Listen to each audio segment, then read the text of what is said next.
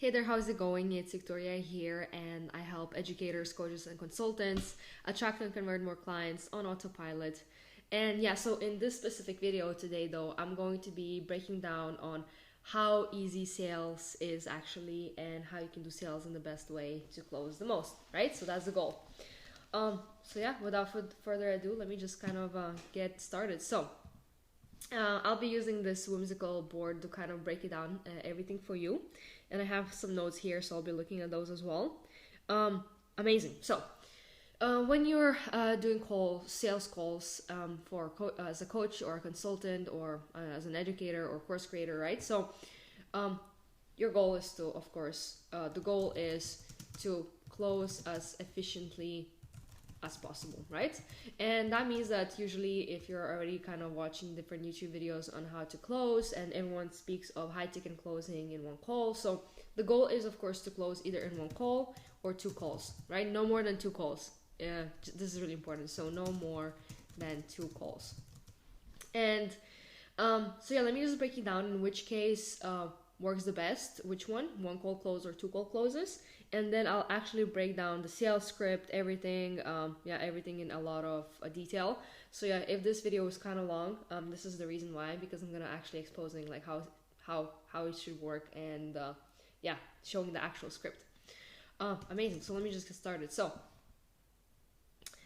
first question is, so when do we actually use a one call versus two call close, right? So for you to kind of understand, you know, so yeah, first of all, of course, it all depends on the the warmth of the lead, let's say, right? So the warmth of the lead. So the warmer they are, so warmer means you can close in one call, colder means you can close in two calls. And then you may be thinking, okay, so how do I increase the warmth of the lead? So when they come on a sales call with me, I can only take one call and close them. And that's a great question. So in this case, what I truly believe is that, so when you're walking people through your funnel, through your sales conversion funnel, right? After they book a call with you, so how to make them warmer, right? So let me just kind of just write it right here. So a way to make them warmer is literally, so after someone books a call, you create a, let's say you create a 5 to 15 minute video explaining more, right? So explaining more about your service or the product. So I wrote everything here, but let me just explain what I mean. So there's two ways to do sales calls if you're a coach or consultant, right? So first one is either having one call close or two call closes. And so in order for someone to close on the first call, they need to be just warmer, right? They need to be more educated on your processes and on your services and so on. And they also need to be pre-vetted, right? So in this case, if you want to close someone on the first call, it's really, really important that they know more about your service, and they also know how much it's, a ballpark, how much it would cost, right? So before someone books a call, if you want to be able to call and to close on the first call, you also need to ask them a questionnaire, right? So application for the call. So even when you go to Calendly, for example, if I open up my Calendly, right? If I can just right here. So in our case, for example, we also have a questionnaire. So name, email, best contact number, the website link, so the current marketing that you use, how do you enroll your customers, biggest challenges, and then what is the LTV of the customer and where did they book it from, right? So you want to pre-vet your customer by asking them a bunch of questions, right? So, and one of the questions as well that you could ask is how much you're willing to invest to achieve X result, right? So ask for basically anchor the price, right? And for example, when you're asking them how much you're willing to invest to achieve X result, to give the options, you just can give like from 2000, right? Because you know that your services are costing from 2000, right? So they already know how much it would be. Another way as well to make them warmer to close in a one call is that after someone books a call, you redirect them to a landing page where you're creating 5 to 15-minute video explaining more about your services. And then, so when someone shows up to the call, you need to ask if they watched the video, right? And if they didn't watch the video, tell them to go back and watch it, and only then have a call, right? So again, to make sure that you are able to close in one call is anchor the price, include it in somewhere in the application or in a video or any sort of kind of just to anchor them, right? And secondly, just create that video explaining more about your services after the book call, and they need to watch it before actually showing up on a sales call, right? In my case though, I haven't created all the system yet. Well, I've did it before, but I changed it because I'm expanding my services a little bit, and it's a bit different right now. But right now I'm doing 2 call closes just because it's easier, and I'm completely aware that my my prospects that show up to the calls are not as warm, right? So yeah, just like strategically right now I'm doing 2 call closes, and once I have all the landing pages done and they're in my sprint. But yeah. So yeah, let me just break it down. So what makes a good sale actually, right? So the actual sales call. Amazing. So let me just actually do this. What a good sales call looks like, right? Amazing. Let me just break it down for you. So I'll be just using these types, and let me just change the color to make it blue because I like blue. Amazing. So there are different stages that happen that you need to walk a lead or prospect through during sales call, right? So it all starts with report, of course. Report, you're building report by asking them by asking them questions, how was your day was, etc., where you're from, right? Just kind of to get them to know them and saying, hi, this is, by the way, I'm Victoria, and I was the one who was sending you emails or reaching out to you, right? Then the second one is, of course, setting the agenda and the frame. So basically here what you're saying is that, by the way, if it's okay, I'm going to share the agenda for the call, and then they say, okay, and then you say, so basically the way you run these calls is that first I'll ask you a bunch of questions about your business, about your goals, and where you want to go. And second of all, if it all seems like a fit, I'll explain what I do and how I could potentially help you. And then by the end of the call, we'll decide whether it's a yes or a no. And if it's a yes, I'll help you secure a $200 deposit to lock your spot with me. And I really want to keep it between yes or a no, because and maybe it's just a nice way of saying no, right? So you're kind of just setting the expectations for the call. And then here you're kind of asking the questions, right? So it's called line of questioning. So here you're asking them questions to understand, to first of all build pain. I'm gonna explain a little bit later, and yeah, I'll explain it later. Let me just walk you through this first, right? After that, what usually goes first is that they have a bunch of questions, and then you ask them a bunch of questions. That's great, and then you pitch, right? So you pitch your product. After that, they will have a lot of questions about your pitch, so you are answering the questions about the pitch, and then basically the last question should be like, what is your price? And then you tell the price, right? So you're telling the price, and then after you tell the price, there's going to be some objections, but again, these objections are going to be pre-handled in the line of questioning. And after that, you're saying rebuttals to objections, and then essentially at the end you're closing, right? So closing, deal is done or lost, right? Sometimes you win, sometimes you lose. Yeah, so this is the exact whole process of what a sales looks like, right? Yeah, report, setting the agenda, and so on. So in case that you are doing the call, the sales in two calls, the first call would be literally this part. So how do I, let me see if I can somehow, okay, let me just not do blue, but maybe another color. Let me do green.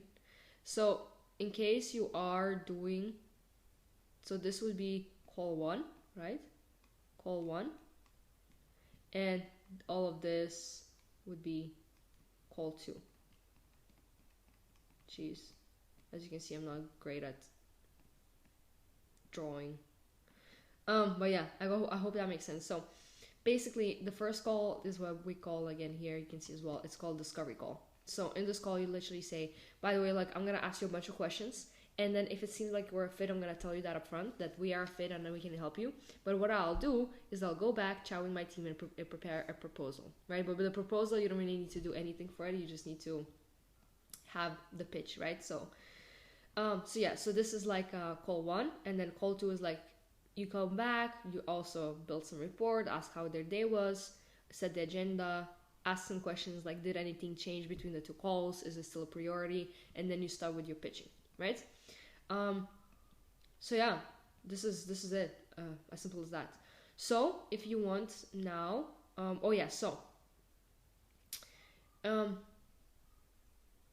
okay, I want to just kind of explain another part of sales. So let me just put it right here, right? Just to explain so the most important part of sales is actually the line of questioning.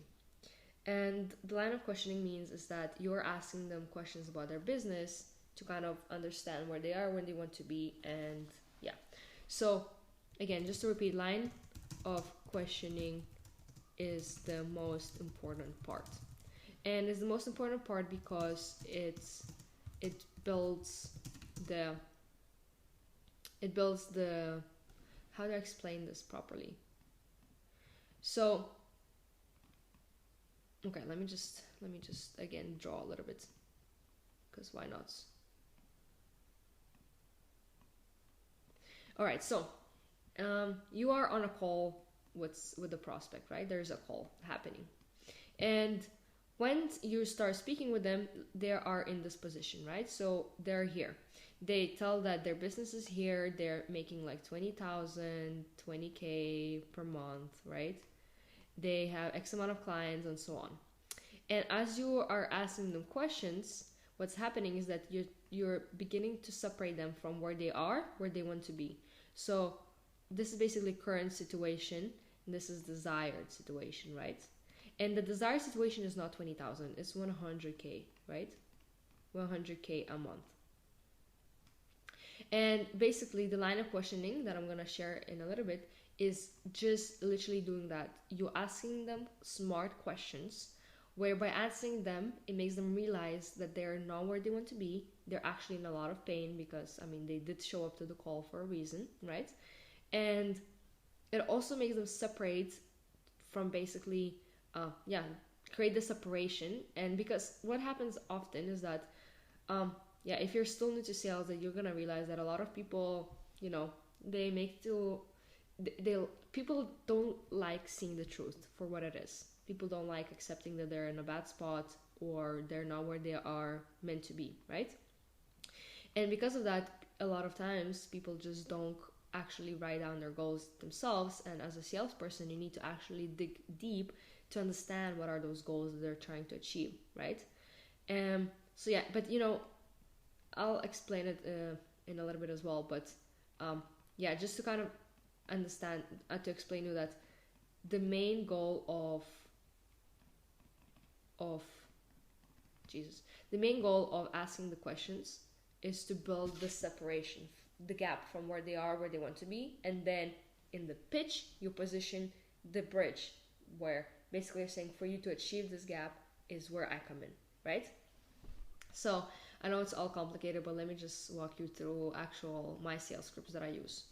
So as I told you right now, I break down the sales process in 2 different calls, right? So just to kind of show you, right? So the rules: build a problem and pain, right? Ask them the questions, no matter how hard it is. and no matter how uncomfortable it feels, you need to sit with the prospect on the call with those questions.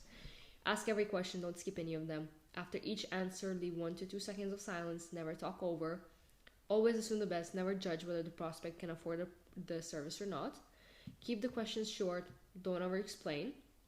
Don't add to their answers, just acknowledge with okay and move on. Genuinely sound curious and intrigued, and add small credibility anchors when mirroring their pains, right? So that makes sense. A lot of clients we've helped, we are stuck in the same exact spot, right? So here's how to actually build rapport and then what questions to ask. So, hey John, how are you? How's your day going? Right? Where are you calling from today? And then usually I also like to ask either about their past, their present, or the future. So, what did you do before owning your business? Do you enjoy? Do you like, owning your own business? How's it going? Is it stressful or is it chill? Maybe, right? And then future. So, where do you want it to go? So, this is how you're kind of building the rapport. Here, this is the actual agenda and the frame. So thanks for hopping on call today. We've got around 30 minutes together. So here's how I like to run these calls, and I've done it this thousands of times, right? So this is how I like to run. So you're saying, I'm going to run this call. This is basically what you're trying to say. And I've done this thousands of times means that basically puts you in a credibility that you're credible and you have a reputation and you've been doing this for some time, right? So, here 30 minutes basically says that I have 30 minutes of your time and you're agreeing with me to spend these 30 minutes with me, right? So yeah, first I'll ask you a few questions so I can really understand your situation and see if we're a good fit together. Then if it looks like we can help, I'll set up a follow-up call with you while being on this call, and then in between I'll go back to my team, create a tailored proposal just for you, and the next step will be a second call where I'll show you exactly how it works and what that could look like for you. Does that sound good, right? Now, a lot of different sales gurus will tell you to actually first talk about the struggles and the problems, and then later about the goals, but I actually flipped it. So first, I talk here, right? So if we go back here, first I actually talk about what is the desired situation. So how good is, so basically in the emotional roller coaster, I'm like building up the emotion, right? So this is great, this is what I'm to achieve, and then after that I ask, so where's the struggle now? What's the challenge of achieving that? And then we kind of drop the emotion and then kind of create a lot of pain. Let's say like pain. We don't create pain. We just resurface it, right? So here I ask basically, what are the goals, right? So first things first, what made you book a call with me? So where are you with your business right now? How much are you making in terms of revenue? So what's the goal here? How much would you like to be making in terms of revenue? If you hit that, how would that impact your business or life? So, some people say, I want to travel, give back to my family. Other people say I want to invest into my business, it depends. And then in terms of timeline, when do you want to achieve that? So, if you say 12 months, so it's 12 months, right? And here it's like the bridging question. So what do you feel is the biggest challenge stopping you from reaching that goal? And I usually say that on your own, right? And then, and as you can see, by the way, that I'm not asking any specific questions about marketing, even though that's what I do. I provide marketing services, right? But the point here is not to not to ask them about marketing, but actually what do they want to achieve, right? And if the biggest challenge on stopping from reaching that goal is getting more sales, that's where I come in. Because if they told me, look, like we can recruit good talent, and I'm not a recruitment agency, then I'm gonna tell them, look, I'm so sorry, like I don't think I can help you achieve your goal, just because it's not what I do. I don't do recruitment or I don't do talent acquisition. I do sales, right? So yeah. And then after this future state or goals, that's when I talk about struggles, right? So they say, we're really like struggling with marketing and getting leads, right? So then I say, tell me more about that. Can you be more specific? How long has that been an issue? What have you tried to do about that? And did that work? No, right? That's why they're on the call. And how much do you think that has cost you in terms of lost revenue, in terms of time, and so on, right? And how do you feel about that? And how you given up trying to solve this? All right. So first we say hello. We're making sure that they like us as a person. Then we set the agenda and the frame for the call. We ask them about their future goals. We ask them what's preventing them from achieving those goals. What are the struggles? And then here I have some closing questions. So I always like my biggest motto, let's say, is that instead of having rebuttals to objections, I always try to actually preempt those from even happening. So I kind of just straight up ask them how would it work. So for example, here I say in terms of decision making process, right? So I say when it comes to making decisions like this, hiring a third party to help you with marketing, how does that actually work for you internally? And then they say, oh, so first, sometimes they just say up front, like, it's just me and I'm gonna be making the decision, right? Most of the time. And then there's a few times when they say, oh, actually I need to go back, I need to talk to my team, and then we both agree, and then we look at the budget. So that's where now I understand that, okay, maybe I shouldn't be so if this is the case, then it's great, because then I shouldn't be even pitching, right? If it's first call. And it means that she's not the only decision maker that I need to have in mind when actually pitching, right? So in case that they say that there's other decision makers, I always say, can we please make sure that the next call is with all of you guys, right? And then so yeah, in case that they are the only decision maker, then that's great, right? And then if we walk you through a plan on the next call and it makes sense, are you in a position to move forward, right? So usually they say yes, just to kind of get those yeses before there's even objections. Now I always ask about the budget as well. So to make sure we're aligned, if we put together a plan that shows you how you can get from having not enough leads to achieving 200 grand a month, are you in a position to make an investment in that kind of system, right? If they say yes, that's great. And if they say no, then we kind of ask them, is it because there's no budget kind of set aside for this type of solution, or what is the problem, right? And I usually also just like, oh, is there a budget that you have in mind? Because sometimes they will say like $500, and I say, okay, I don't think there's a fit because our prices start from X, right? I just say it up front. So yeah, I ask them about a budget, and then I book in the second call. So thanks for sharing all of that. To achieve your goals, it looks like it's the exact type of situation we can help you with. The next step is simple. I'll go back to my team, etc. And yeah, when is a good time for you to have the second call, right? So yeah, this is how the discovery call goes. And yeah, so this is, as you can see, literally report, set the agenda. I asked them a bunch of questions, and then I said goodbye, basically. And now in the second call, in the second call, let me just show you how it usually looks like. So the second call I call decision call. Again, how's your day going? Again, very, very similar. So we kind of just built some report, set the agenda for the call here. So that's how I like to run these calls. So I'll recap that we talked about last time. This is literally one sentence. I'll show you the exact plan. We'll go over what working together would looks like, answer any questions you may have, and we'll make a decision whether that be a yes or a no. And if you really like my proposal and we both agree that there's a fit to work together, I'll help you secure your spot with a $200 deposit so my team can start prep immediately. If it's a no, I'm absolutely okay with a no. You need to kind of put up front that, they can always kind of say goodbye to you. And even by giving people this open door, they appreciate it more, right? And they're actually less likely, I think, to say a no, right? And what I don't want is a vague maybe, because that's really just a nice way of saying no. Doesn't sound good, right? They usually say that's okay. Or they say, I'll try my best to keep it between yes or no. And I'm like, I appreciate it, yeah? And then, yeah, recap. So last time you talked about getting X goal and about your problems. Have I missed anything? Usually it's a no. Cool, is it still a priority? Yes, it is. Amazing. Then you say, amazing, we can actually help you with that, and I've created a proposal. Is it okay if I walk you through it?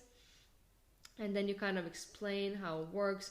So my services, right, they have different pricings, right? So depending on what I'm actually pitching, I'm gonna adjust this.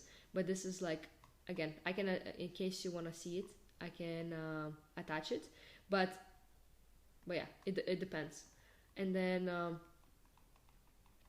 basically you're explaining how this would work, etc. So here I'm explaining like first part, then I say does it make sense, and then I explain the second part, does it make sense, great.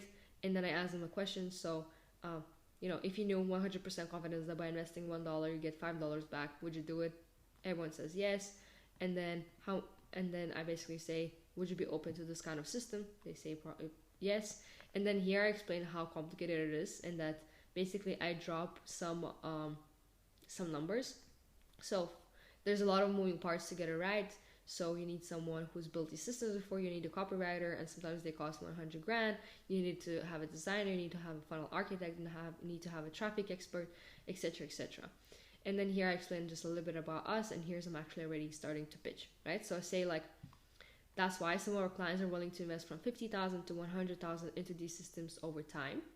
It's not a small investment, etc., etc., right? And then I ask, usually after all this, so how much are you willing to invest at that level if you've been hitting your enrollment targets with predictability, right? And then they give me a number, and then depending on that number that they give me, I can readjust my price as well, right? And here I basically present my prices, right? So the full investment is this is what you get, etc., etc., and this is the monthly retainer. And then, as you can see here, so I pitch, I ask them questions. So I basically ask them whether they understand what I'm talking about during the pitching, and then I tell them the price, and then after the price, there's probably gonna be objections, right? So here's kind of my objection handling technique as well, right? So to handle objections, there's 3 steps to that. So objection aside, so money aside, do you feel like this can get you to X goals and solve X problems? They usually say yes. Then I say why. And then they explain, oh, because it's literally, it helps me to, you know, solve the things that I'm trying to solve in my business at the moment, etc., etc. And I usually say, so when you say, you know, it's too expensive, what's coming up for you, just to see what I can help you with, right? And then when it's too expensive, I mean, first it can be actually just too expensive for the person, which can happen, but most of the time it's just a lot of, let's say, money up front, so you can always break it down month by month, right? So here's how I broke down like actual objection by objection. So I need to talk to my partner, it's too expensive, I need to think about it, and so on, right? And then usually just close the deal, and that's it. So yeah, I think I literally covered everything. So there's 1 to 2 calls, and by the way, if you want, you can literally just combine those 2 sales scripts that I showed you and just have 1 call, and it usually takes around 1 hour, 1 hour and a half, and yeah, that's it. So if you like the video, like and subscribe, also because YouTube will start showing you more videos like these, because that's just how the algorithm works. And also, if you want a done for you service, if you're a coach, consultant, or an educator, you can press the link below and we can have a chat. So yeah, that's it for me. I really hope I gave you as much information as I could. If you want all these scripts, I can literally just kind of adapt them and like delete some parts and send it to you guys. So yeah, just leave a comment in case you want those. And yeah, see you in the next video. Ciao, ciao.